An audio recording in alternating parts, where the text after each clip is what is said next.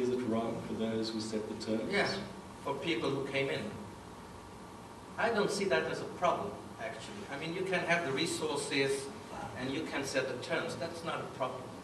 You know, you should have to set some terms, actually, because that brings a kind of emancipation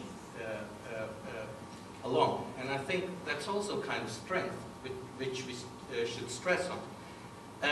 I think, you know, people are coming in, right, at this moment.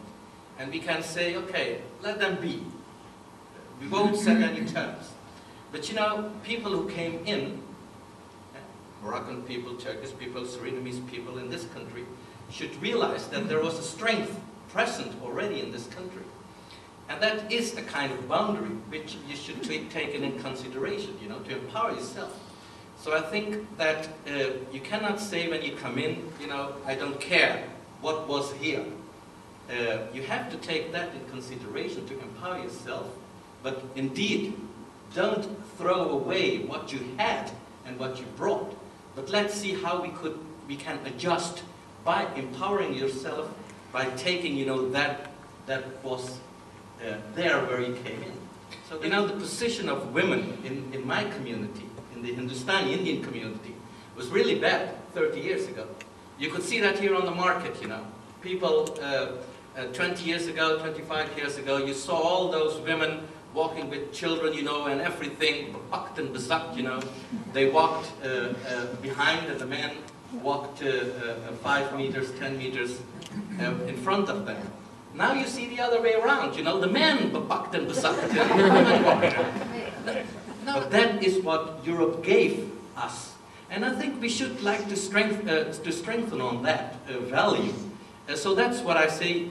I don't have any problems with setting up terms, but you should accept and respect those who came in.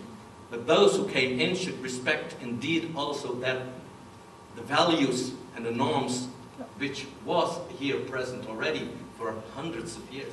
I think here we get to the essence of the debate, essentially. Who sets the terms of any kind of engagement? You know, I think it's about when we say that people who come in to any kind of situation need to respect what was there and they need to engage on those particular terms. We talk very much in terms of, you know, we need to have mutual respect, we need to accept that we all come from different places and ultimately we're building something new. But quite often, it's exactly, I think, the kind of response that you've given, which actually prevents people from even beginning to engage, because they think that, you know, why should I engage if the basis upon which I need to engage is to accept what you say is your bottom lines. One of the projects that I'm supposed to be engaged in right now is interviewing a whole range of people and just asking, for example, what, you know, they are doing in terms of trying to get a broader community, particularly those from migrant communities, into their theatres and their cultural institutions. And one of the main themes that comes out constantly from people is that we would love to embrace other people, we'd love them to come into our theatres, we'd love to have them on our stages. The one problem though is excellence. You know, because they are not of sufficient quality, we cannot put them on our stages because then we will alienate our audiences and, you know, we cannot do that. Now, it's an argument which I heard very much post-1994 in South Africa from white South Africa, who used exactly the same kinds of arguments to perpetuate a kind of exclusion.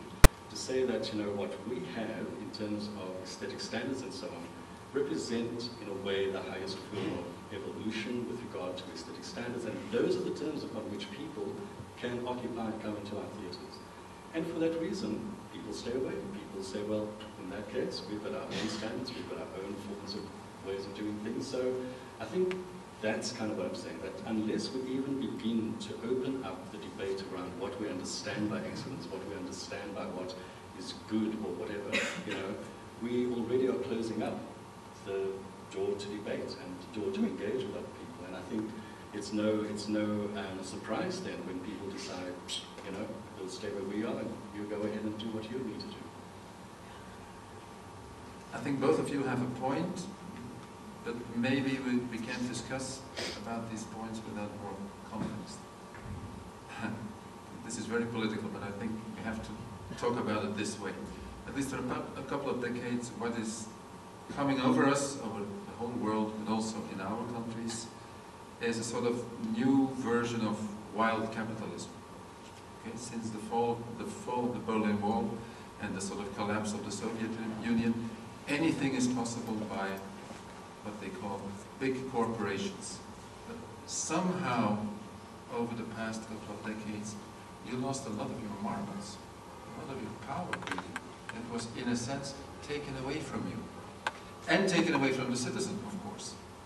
So we may go to a positive line now and say, well, the citizens in themselves, okay, at their level, they should be allowed to do more. Maybe the politicians should step in again, but as active facilitators, listening to the citizens. And not dream of being Dutch government or something, or Belgian government, because that's more and more a charade.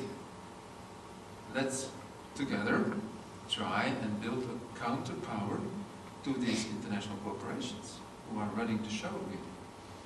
Let's see what we can do there by taking power back below, rather than, you know. So setting the terms, yes, let's do it together with groups of citizens, rather than, you know, these are the terms and then you come in as a poor guy.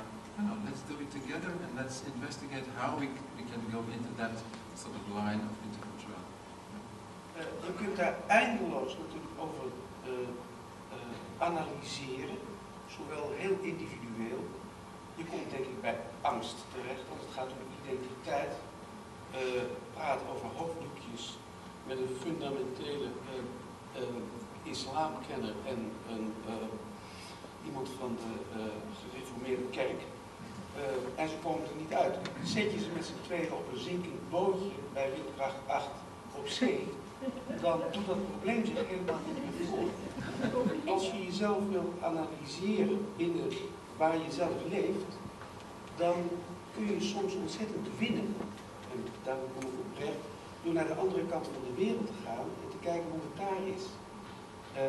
Vanaf daar kun je veel makkelijker naar je eigen wereld terugkijken. Als je dat wil en je wil een dialoog aangaan die verder gaat dan het gekende, onze westerse thema's, onze westerse literatuur, dan kan dat alleen maar als je absoluut gelijkwaardig met elkaar kunt opereren, echt die brug slaat.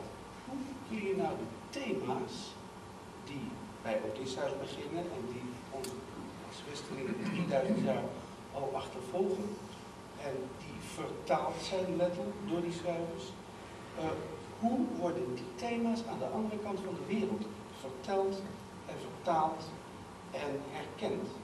Nou, en op dat niveau kwamen we onmiddellijk uit bij Mike. En omdat, als je zijn stukken leest,